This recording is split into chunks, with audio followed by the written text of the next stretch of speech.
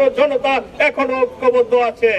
জনাব ডক্টর ইউনূস সাহেব, আপনাকে আমরা এনেছি, আমরা রাখবো, আপনি কোথাও যাবেন না। যত বড় অন্যায় হোক আপনার বিরুদ্ধে, যত বড়ই অভিচার আসুক আপনার বিরুদ্ধে, আমরা আছি, তার দাঁত ভাঙ্গা জবাব আমরা দিব ইনশাল্লাহ। আপনি ভয় পাবেন না। বাংলার জনগণ এখন বুঝে গিয়েছেন স্বৈরাচারের কি অবস্থা।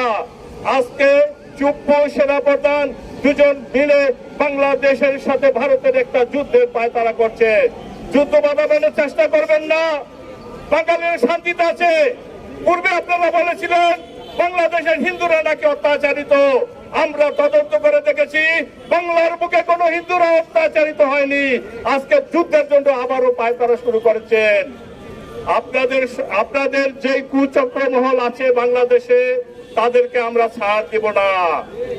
আজকে দুঃখের সাথে বলতে হয়, আইন ও প্রশাসন থেকে এখনো আওয়ামী লীগের প্রেতাত্মারা বিভিন্ন কৌশলে তারা জামিন নিয়ে আবারও বাংলাদেশে অধিষ্ঠিত হওয়ার চেষ্টা করছেন। আইন ও বিচার বিভাগের উপর অনুরোধ থাকবে, আপনারা স্বৈরাচারের বিরুদ্ধে যত আইনের প্রয়োগ বাস্তবায়ন করবেন ইনশাল্লাহ, আপনারাও আছি আপনার পাশে।